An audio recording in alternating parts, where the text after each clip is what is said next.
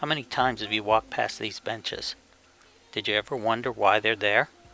Have you looked at the footprints next to the bench or the name on the plaque? They belong to Karyn Schellhase, former PE department chair, head girls varsity basketball coach, and our friend. In 1999, Karyn was diagnosed with breast cancer. Whenever you saw Karyn, she had a smile on her face and always asked how you were doing. Karyn taught us about friendship and courage. Throughout her time here, she was always upbeat. As her cancer spread, she had more and more difficulty walking and started to use a cane. Her team decorated that cane with unusual objects, and Karyn loved it. She loved that cane so much she took it everywhere. One day we were walking down to the gym, and by then Karyn was walking with a cane. It was a hot day, and I remember thinking, oh, I can't wait to get to the gym. On the way, we met a workman that Karyn knew, and he was working on the campus, and his wife also had breast cancer. Karyn stopped to check with him and see how she was doing, and it turned out that the woman's cancer had come back. Karyn spent the next 20 minutes reassuring the man that not only was his wife going to survive, but that he was strong enough to support her through the coming difficult months. What Karyn didn't say is that her own cancer had returned and that she was in the fight of her life. Throughout that 20 minutes, I remember selfishly thinking, oh, it's so hot. But Karyn never thought that. She stayed with the man until he felt better. That's part of the reason why so many of us were inspired by Karyn in the time that she was here. She always gave back to all of us in every way that she could. She cared deeply about her friends and the people that she knew, and she reached out to us in every possible way. Miss MG came up with a great idea when Karyn was really sick. She would get really cold, and so Miss MG wanted to make her a quilt. And she gave everybody that was a part of the Trinity family an opportunity to create a square and make it part of that quilt. And so that was really a special thing. I think it was as good for us as it was for Karyn, because it gave us something to do, some way that we thought that we could help her, wrap her in our love and let her know that we cared about her. The one that I made for her had footprints on it, and that was because she left footprints on my heart. And she definitely has done that, and has made me a better person because of her strength and her faith and her dedication to being a teacher and to her students and as a coach. Karyn had a great sense of humor. One time we all went to lunch, and Miss Williams backed over a recycling box, and it got stuck on the car tire, and it was quite a comedy of errors trying to get that off the tire, and we laughed and laughed, and Karyn thought that was the funnest part of getting together is laughing, whether it was planned or unplanned. It was a great thing.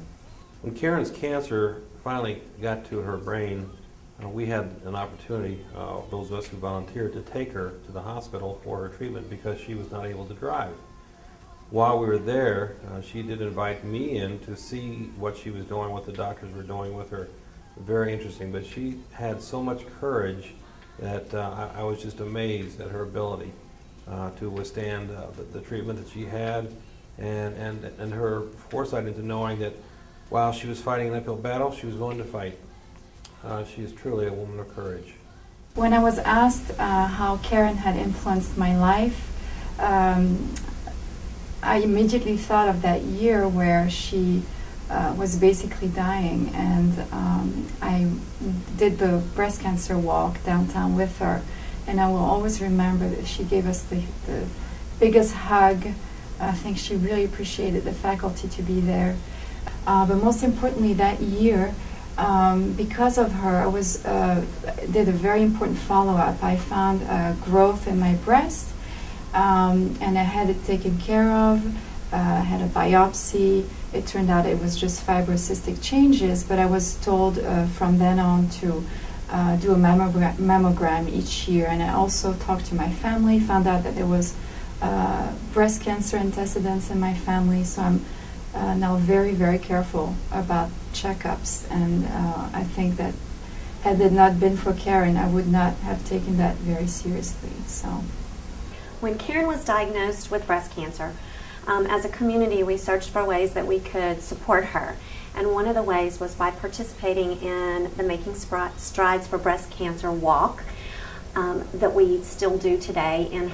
We did it in her honor when she was still alive and in her memory. And we've also participated in the Race for the Cure. And quite a few members of the Trinity family have also participated in the Danskin Triathlon, which benefits breast cancer, and that's something that many of us do in memory of Karyn. I'm proud of the work that we've done since she passed, supporting the Susan G. Komen Foundation, running triathlons, doing breast cancer walks, and raising thousands of dollars to support this organization. I hope you can help as well. On Wednesday, April 24th, 2002, Karyn, at the age of 32, lost her battle. Throughout the school, there are many reminders of Karyn. It might be a pin with her name on it, or a newspaper article related to her fight with cancer. Could be a photo, or a plaque, or even some benches or footprints in the cement. Karyn will always be with us, no matter where we are.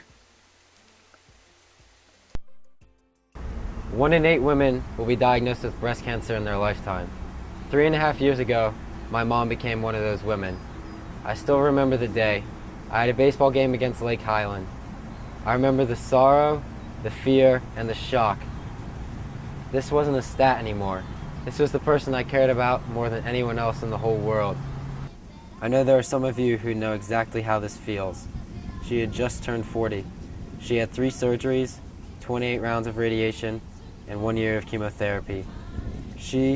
We, our family, couldn't have done it ourselves.